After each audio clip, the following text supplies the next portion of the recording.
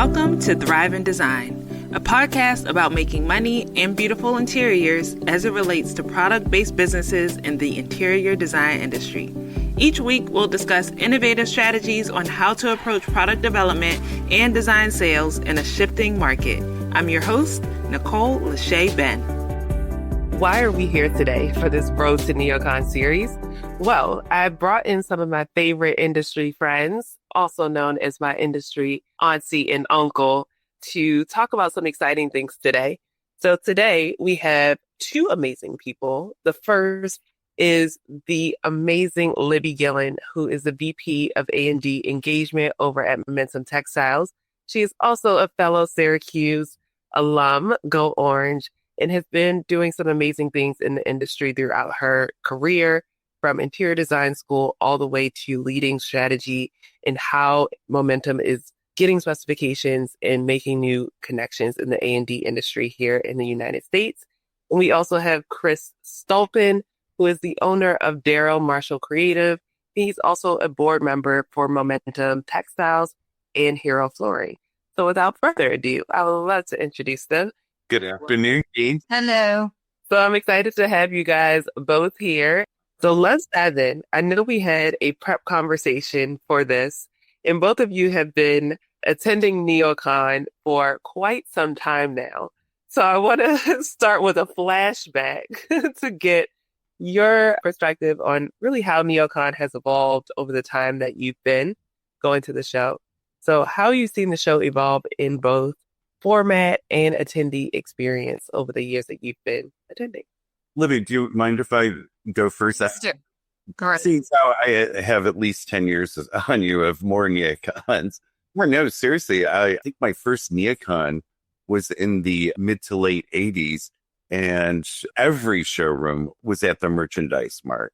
And so it was jam-packed. I would say even far more attendees because it was all, in that one building. But back then, it was really more about a show than product base. It was, I would say, really about brand. When I tell you, you would go into some of the larger showrooms and there would be a car there and you could enter to win a car, or you could win an all expenses paid vacation. I mean, brands would go to all ends and spare no expense to capture their audience and try to differentiate. And for a long time that worked until, we hit one of those economic busts and everybody instantly scaled back. And I think from that point on, NeoCon has become more authentically about who the brand is, what the product is, what the brand stands for. And we're probably in a better shape. It's not, let's make a deal anymore. I love that. Even though I wouldn't mind winning a car or all of the vacation right now. It was so much about the parties. Like there were boat parties, there were parties at restaurants. I remember one year, Jane Barnes, who worked with, I think it was Bernhardt at the time, did a fashion show at the museum. Like it was just all this decadent stuff. And I attended over 30 years ago for the first time as a baby designer. And I was in awe. Walking the floors of the mart for 3 full days, like you didn't just go in for a day, was amazing. It was educational. But the biggest, there was car giveaways, but some of the sought off things were the spinny back baseball. Like it was about the bags. It was about certain things, but I had one. Came across one that I still have to this day, and it's purple. And it was like a prized possession to bring back from that show. So it was very different. It was about, kind of showy. And as Chris said, it was about product, but that wasn't the first and foremost thing. Yeah, I love that. In prepping for our chat today, I found a designer who has documented every NeoCon bag over the course of all the NeoCons that she has attended, and then has done a forced ranking of them. And you will be happy to know that the Momentum bag did make the list. Absolutely. I got the poster behind me. That's amazing. She probably documented a lot of bags because there are so many that you can get from all of the showrooms. Now, of course, things have changed over the last few decades, and especially we've gone through a pandemic in the last decade, which has shifted the market in so many ways. For NeoCon specifically, some people even say that it's lost that experiential energy since the pandemic. What are some standout moments or brands that you still see it doing things right? Of course, Momentum, you guys have been doing it epic. Some things that really stand out for you guys? In the last few years, it's not just about, product, but it's about education or content. Chris, I remember when you brought speakers to the showroom of another company that we worked for that was not the typical. Like at a certain time, we'd either have the celebrity designer speak in our showroom, or we talk about sustainability or, product development, something that would bring people to the showroom, not just to see product, but to be educated. And we're continuing to do that. I like that, you being a part of NeoCon Talks, that's much more a part of what NeoCon is now as well. But it's still the product. It's strategic. Yeah, you're going to have the wow moments, but last year, Momentum knocked it out of the park, and we had line down the hall to get in to get our bag and maybe to see some product, but to get the bag. And it was amazing to have that energy. And we believe we can do a different kind of energy this year. It's not going to be the same. It's not going to be the colors. It's not going to be the wow, but it's going to be more educational and more thoughtful, as well as looking at well-being in a different light. I would say I'm one of those people who over maybe, since the pandemic have attended NeoCon and have been wildly disappointed. And some of my colleagues too, walking the floors and, the sea of sameness, right? And I think brands have struggled in finding their footing to bring that excitement and translate it to their customer. In addition to Momentum, I think those brands that bring it are Hightower Furniture. They create an experience within their space, and also Andre World. All very, very different brands where Hightower typically will take really interesting muted colors and pair them with white throughout the entire space, that when you enter, you feel this calmness and this sense of Zen. And then you juxtapose that with what Momentum did last year, which was all about bright color and pattern, but it was also about the application of the product and how they created it truly to inspire and to physically engage the designers when they were in the space. We didn't have to say, oh, here's the space for a selfie moment. People understood it inherently, and they were drawn to it because of how the Momentum design team decided to apply materials to the space. Yeah, that's a good point. One, you said the sea of sameness, and that really does stand out at NeoCon. If you walk past a series of 2 to 3 showrooms and you're seeing similar designs, no matter if it's furniture or textiles or what have you. Accessories like plants for days. There was so much biophilia in every showroom. It was like, whoa, where's the furniture? Right. I spoke with an environmental designer who said, especially when you get onto the floors of NeoCon, where they're all temporary spaces in a grid, she said psychologically, the user, meaning the designer, all they're seeing are a series of right angles. Mm.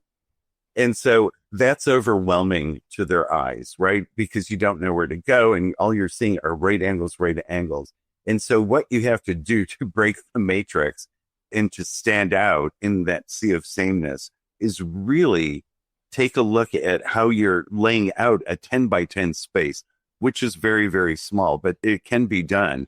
And when I have walked those floors, it's shocking how people tend to their temporary spaces. Mm-hmm. My favorite space was, and it was all for the wrong reasons, was it looked like used furniture, and it was a chair and a desk, and it had a sign that said, "Be back soon."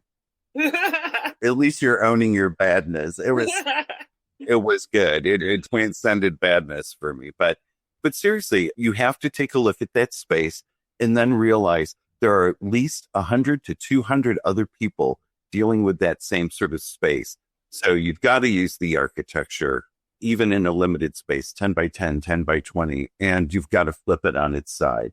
And a very good friend of mine, DB Kim, said something that we don't do in the United States that he has seen globally done at trade shows design is no one treats the space above the head, which I always found very, very interesting. In lots of the showrooms that you'll be attending, no one really treats the ceiling as a design element to further the brand experience. I see it as an opportunity. Yeah, there's so many opportunities. And I think it sounds like kind of an oxymoron that we're at this like interior design show and nobody is, well, not nobody, but a lot of brands are not considering the space of their temporary space or showroom. They're not even considering that design. They're just thinking, who knows what they're thinking? Maybe they're just thinking, oh, let's just like show up at NeoCon and our brand will stand for itself. But there's so many different touch points that you can consider, from the fifth wall that people call it, that ceiling, to softening the angles of a 90-degree space, to like pulling in different colors or Instagrammable moments to extend the experience beyond NeoCon so that those designers back home will be like, oh, I kind of like missed out on that. There's so many different touch points that can be considered, which we'll continue to touch on in our conversation. Are you ready to turn your ideas into impact and your strategy into sales? Then you need to check out School of Strategy by Thrive in Design. Whether you're launching a product, starting a podcast, or looking to finally cut through the noise, these courses are built just for design-driven brands like yours. Inside, you'll find actionable lessons, guided frameworks, and insider insights that I've used with top interior product manufacturers and creative entrepreneurs. No fluff, just strategy that works. Enroll today at thriveindesign.co/school and start building the brand presence you've always envisioned. But one of the things that came up in our prep call was just the amount of time that people had. Of course, NeoCon is 3 days officially on the schedule. It's Monday through Wednesday. A lot of things start even happening before that on Saturday and Sunday. But with that compressed window of time, how can marketing and sales teams truly collaborate to make those moments count? I think one of the biggest takeaways I'd like your audience to consider as a brand or as a salesperson is you have to start by looking outward and not inward about your brand or your product introductions or what you're trying to accomplish. You have to look at the user experience, the designer experience. So what are those things that your customers are trying to accomplish when they go to a trade show? They're coming into their mart with appointments that are already set. They're trying to see as much as possible. They're trying to be inspired. They're having to take back to their teams and present a NeoCon recap. They're looking for originality of design, visual impact, and effective use of materials. So if you put that through what you're trying to do in your space through that lens, I guarantee you, you will have a successful NeoCon. You do not want to do a features and benefits presentation. Yeah, absolutely. Take all of those things into consideration. It's not going to work. And we have all worked at places that have said, well, we've got to tell this story and we've got to tell this story. You will turn your customer off if you try to start bombarding them. And you also have to be empathetic and look into their eyes or ask the question, how much time do you have? Do you want the 2-minute tour? Do you want to walk by yourself, or would you like an in-depth tour?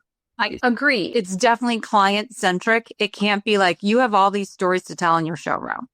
You've got to ask, okay, which stories are you interested in? Right. Or how much time do you have? Because, yeah, I can give you the very abridged, or I can give you the in-depth. If there's something you're really interested in, we'll start there and we'll finish there if we need to.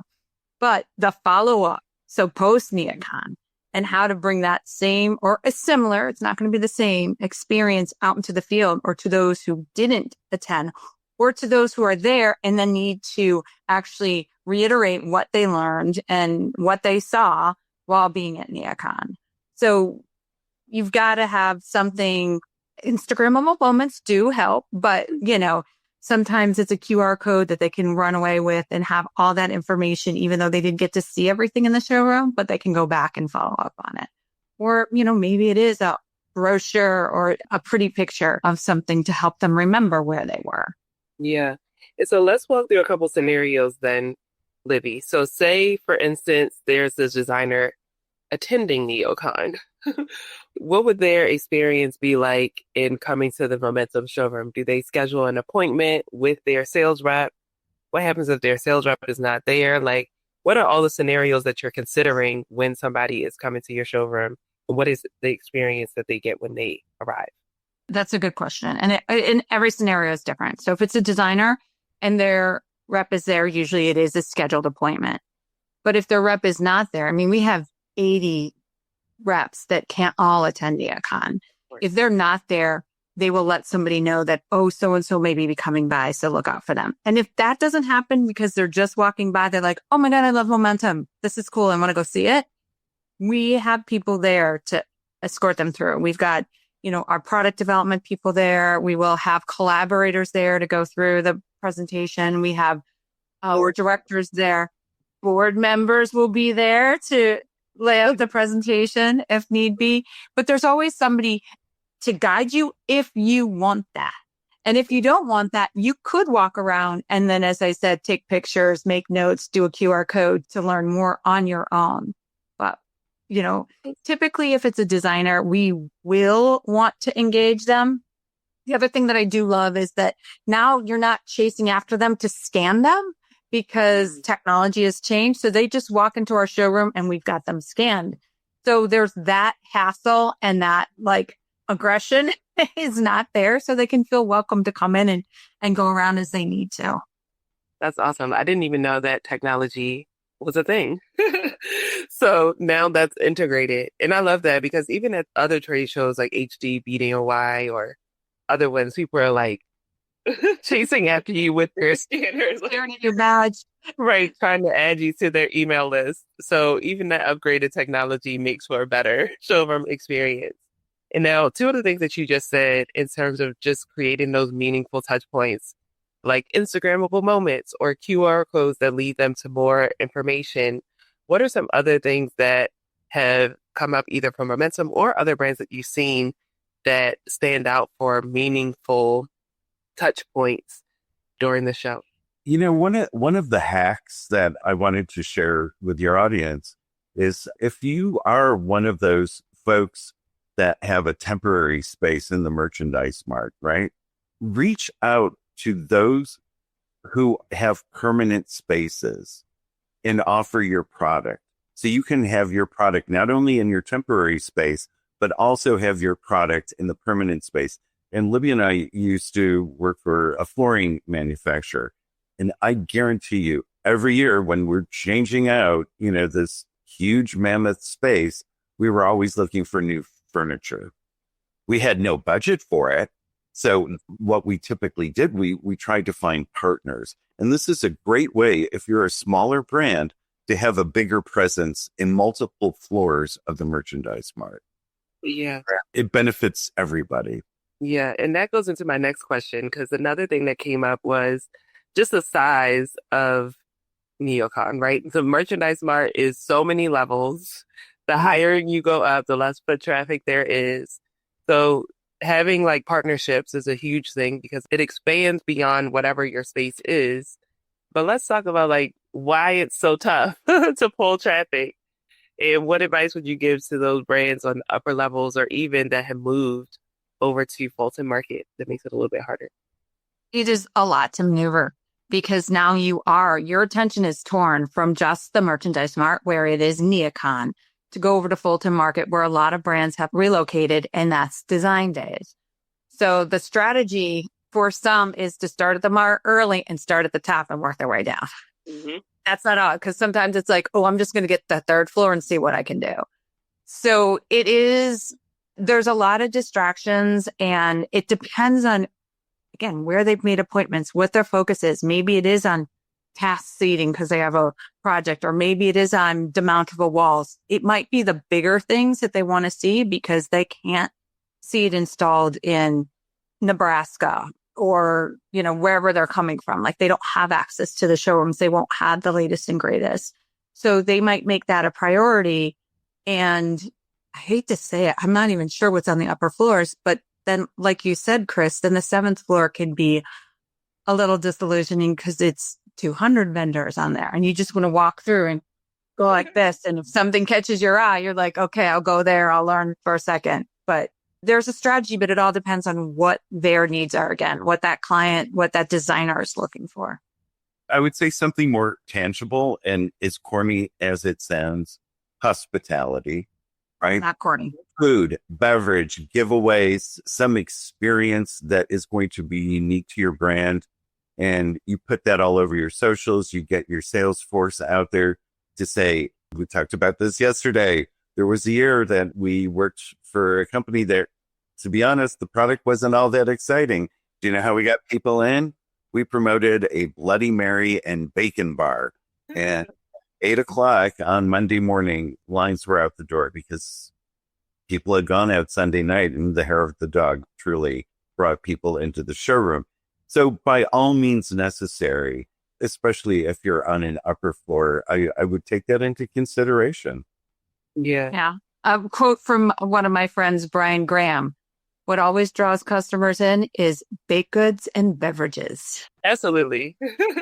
I'm always down for some good food. I told you guys the best food or snack that I had last year was walking tacos at one of the healthcare showrooms.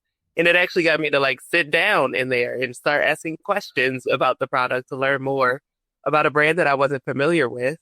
And then as I was walking out, eating my walking tacos, people were chasing me down, trying to figure out where I had gotten them from. And then I became a brand ambassador to point people to their showroom. So, all right. And I know you're not going to name the brand, but you are definitely taking Libby and I to that showroom. I'm going to for walking tacos.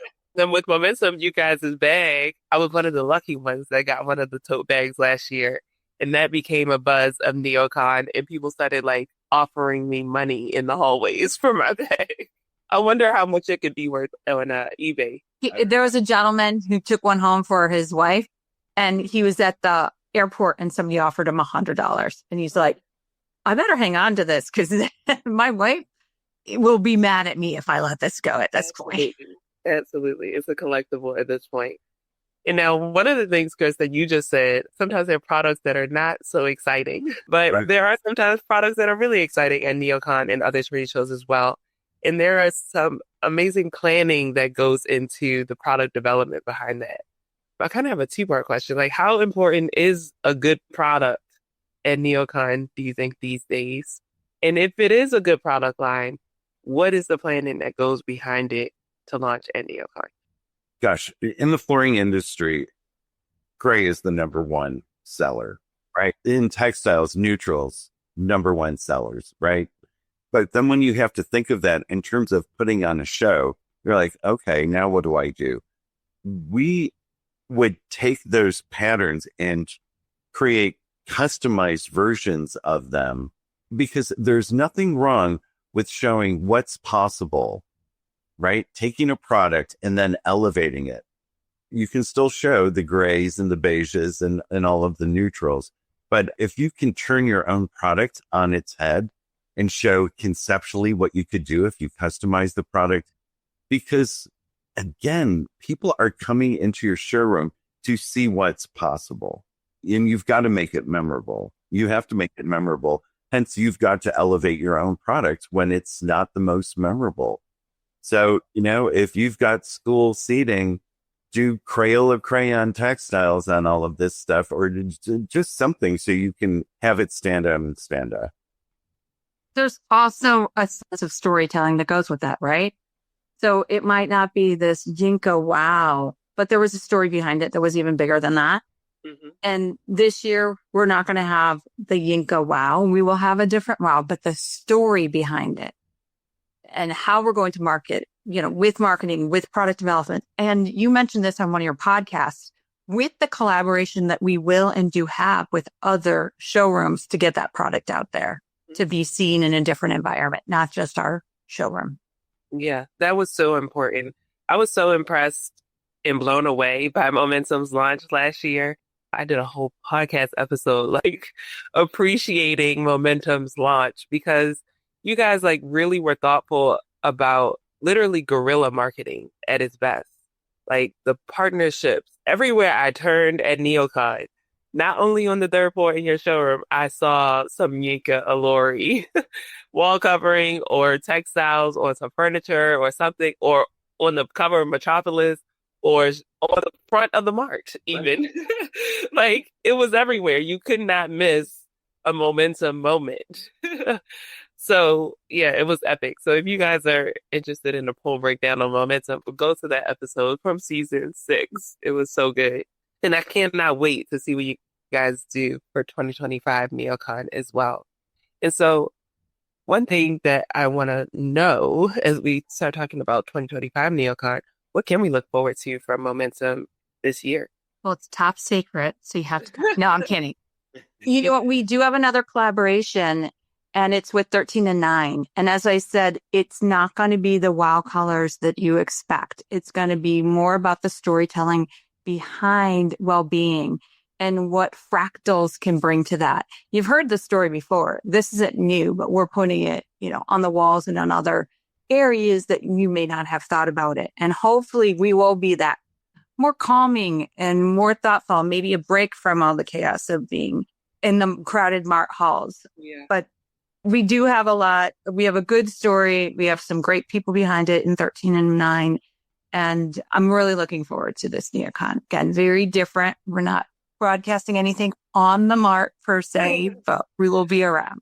I'm sure it will be great. I was just talking with a surface pattern designer the other day about just like how the market shifts and the economy shifts and how that also impacts the specifications in the market. And so with everything going on right now, I think people are actually yearning for things that are a little bit more calming. So I'm sure that people will be drawn to a more calming collection this year as we like look for stability with all the headlines that go on the news every single day. So I'm looking forward to that. And one last thing that we talked about in our prep conversation was just like interesting tools that can be used or revamped. So just innovate within the client experience. One thing that you brought up, Chris, was a wedding photo app that you would love to see reinvented for showroom experiences. So tell us more about like your... In my scrolling, it was either dog collars or something having to do with weddings. And I was just intrigued by, taking something it's a QR code and a photography app for wedding receptions instead of handing out disposable phones. And what it does is the QR code on your phone, it takes you to a destination that all your photos will go into that one destination. I was thinking, couldn't there be used by a brand for a NeoCon experience? And you could engage in some way of either photos they've taken of your space or photos that they've taken around NeoCon. You could have it be some sort of competition to reward them, but I think taking advantage of technology that maybe was built for something else and saying, okay, how might we be able to use that? I think it could be a cool idea. I think so too.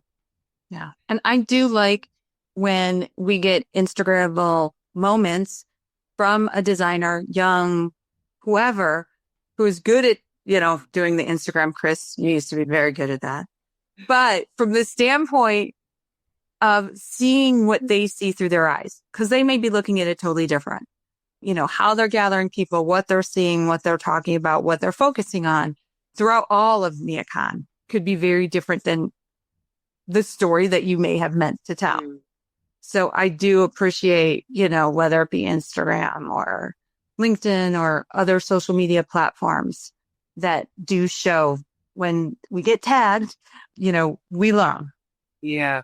And I love that. That could even be an idea of just taking everybody's pictures or stories or how they see it from their lens, right? Because there's always a story that you've created with your product development or even your launch strategy on how you're telling your story at NeoCon. But then is a whole nother level to that of like, how is it actually being received and perceived in the market? And let's share that story as a recap as well. So that's another idea for some brands that are listening in as well. Absolutely. That's great. All right. Well, as we wrap up, I would love for you guys to share one piece of advice you'd love to give to a brand or designer attending NeoCon for the very first time. Can you expand that to salesperson? Anyone, really anybody. I spoke to a very, very successful salesperson who's been attending NeoCon for dozens of years. And he told me that by and large, NeoCon for a salesperson is a social experience for them to get closer to their customer. And what he does is he finds two other salespeople that are in non-competing brands, and they plot out together. Each one's going to bring 4 customers that the others don't know, and they create an elevated social experience. So mixing new people together. So if you think about it, you're a salesperson with limited T&E budget. Now, if you've banded together with 2 other people, you're going to meet potentially 8 new customers, and you're going to have this experience. He's been doing this for years, and every year they up their ante. And so customers, designers have heard about this in his territory, and they're like, well, how do we get invited? So that's sort of the mindset. Look outside yourself, look at who else is going and how you can collaborate and create that singular experience.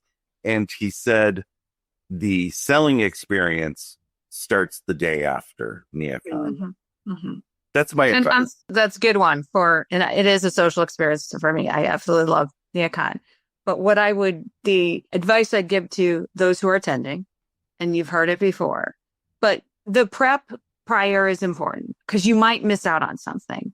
I also do appreciate, what Interior Design Magazine does, whether it be on their social or within their website on what's happening. So you can kind of queue up to see, okay, what do I want to do? Do I want to attend this keynote?